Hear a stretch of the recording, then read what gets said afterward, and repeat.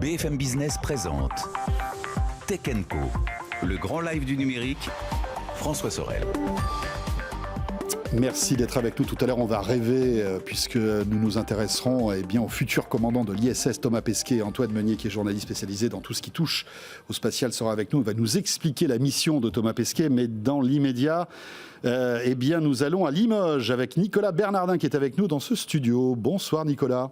Bonsoir. Vous êtes le directeur du développement commercial chez Isorg. Alors vous ne connaissez peut-être pas Isorg, mais Isorg, votre spécialité, si je résume bien, si j'ai bien compris, c'est les capteurs d'empreintes. Hein. Alors ça paraît tout bête comme ça, mais un capteur d'empreinte, c'est énormément de technologie, c'est des capteurs optiques, etc. C'est une méthode d'identification qui est très très forte, tellement forte d'ailleurs que vous avez mis au point un nouveau petit capteur qui vient d'être validé, certifié par le FBI. Incroyable. Exactement. Oui, incroyable. Donc, pourquoi certifié par le FBI ? Juste parce que pour les marchés de la sécurité, quel que soit le lieu de production du capteur, quel que soit le lieu de destination du capteur, tant que le FBI n'a pas labellisé votre technologie, vous ne pouvez pas vendre. D'accord.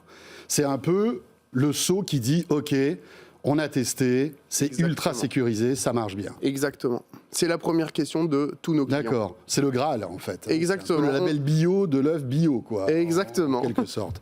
C'est compliqué à avoir ce label, cette certification ? Ça fait combien de temps que vous l'avez demandé ? C'est un travail de longue haleine. Hein. La société a été créée en 2010 pour tout un développement technologique, mais juste le certificat, c'est 6 mois de travail, oui, des équipes. Alors, cette certification vous ouvre le marché du mondial de la sécurité ? On peut dire ça comme ça ? On peut le dire comme ça, exactement. Sans ce label, impossible de vendre notre technologie. Et alors maintenant, vous avez cette certification FBI, vos capteurs, vous allez pouvoir donc les installer où ? Et surtout, à qui va vous les acheter ? Alors, nos capteurs, on va les vendre à des fabricants de scanners qui, eux, vendront un produit fini. Ce produit qui sera, lui, vendu à des institutions gouvernementales, etc. Mais ça, vendu sur la planète pour des applications notamment portatives, ce que ne permettent pas la majorité des technologies actuelles. Et donc, l'idée va être de pouvoir avoir des identifications mobiles et un usage... nomade. Exactement. Un usage nomade, on va dire. Exactement. Pour qu'on comprenne bien, pour tous ceux qui sont déjà allés aux US ou même dans d'autres pays, vous avez vu, après, aujourd'hui, il y a des systèmes automatiques où on doit mettre ses doigts, en fait, plusieurs doigts de la main sur une espèce de scanner, tout dégueulasse d'ailleurs, hein, parce que tout le monde a posé ses doigts là-dessus. Franchement, on est toujours là en train de frotter pour la nettoyer. Là, en fait, votre capteur permet, avec un seul doigt, de remplacer toutes ces empreintes qui sont multiples, en fait, c'est ça ? L'idée de ce capteur, c'est de pouvoir avoir un outil extrêmement fin qui va être portatif et qui va aussi résister à des environnements extrêmement lumineux, comme l'intérieur d'un aéroport, mais aussi le soleil. D'accord. Mais par exemple, les douanes pourraient utiliser votre service ? Ah oui, exactement. Oui. D'accord. Exactement. Très bien. Il faut savoir que... Parade, par exemple, oui, exactement. à Paris, c'est un il y a une double bon identification. Enfin, je crois que maintenant, c'est plus la biométrie, en tout cas le visage, la reconnaissance faciale.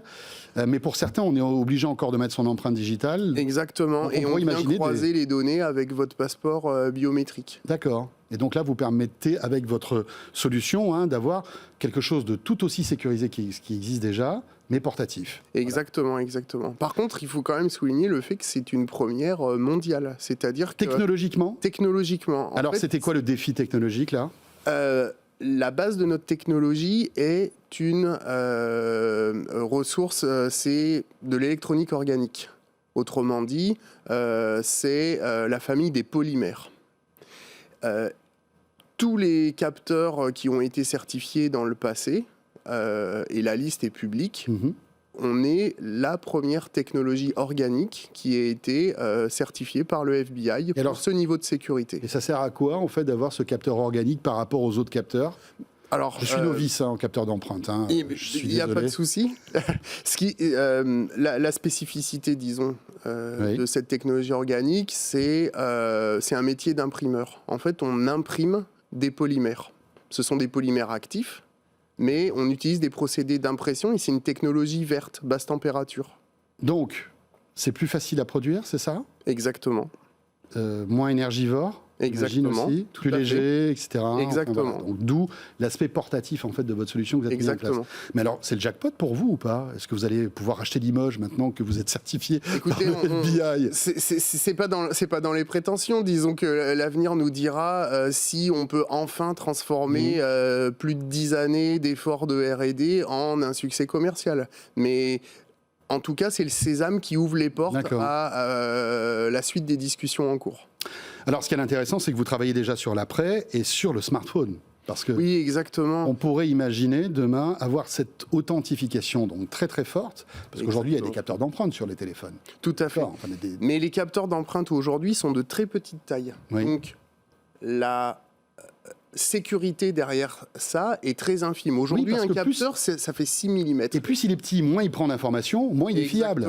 Exactement. Et donc là, l'idée, c'est de prendre vraiment tout votre doigt, à vous, avec votre capteur. Mais c'est plus que ça. C'est plus que ça parce qu'on est capable, sur la même technologie du capteur qui vient d'être certifié par le FBI, d'intégrer ce capteur dans votre smartphone sur tout l'écran. Donc tout l'écran de votre smartphone devient actif. Ça veut dire quoi ? Ça veut dire que vous pouvez directement être reconnu par l'application de vos 4 doigts. Ah oui. Donc la sécurité est décuplée. Et aujourd'hui, pour toutes les problématiques de transactions financières, le secteur bancaire est sans doute extrêmement intéressé de cette sécurité décuplée. Mais Nicolas, est-ce que vous avez présenté et proposé votre solution à des constructeurs de smartphones? Je sais qu'Apple, par exemple, travaille sur un capteur d'empreinte sur son prochain iPhone dans l'écran. Alors, il existe Qualcomm, fait des technos, etc. Exactement, qui sont ultrasoniques, nous c'est optique. Mais on travaille historiquement avec les grands acteurs du smartphone, oui, depuis de nombreuses années. Donc, on pourrait peut-être voir votre technologie arriver sur des smartphones. On se le souhaite, oui. D'accord, très bien. Bien, merci beaucoup. Isorg, donc, basé à Limoges, mais vous êtes aussi à Grenoble, je crois aussi un peu à Bordeaux. Vous êtes... Historiquement fondé à Grenoble, l'usine de production à Limoges. Parfait. Merci beaucoup, Nicolas Bernardin, donc directeur du développement de Isorg, ce capteur qui a été donc certifié par le FBI. Félicitations. Merci. Merci à vous.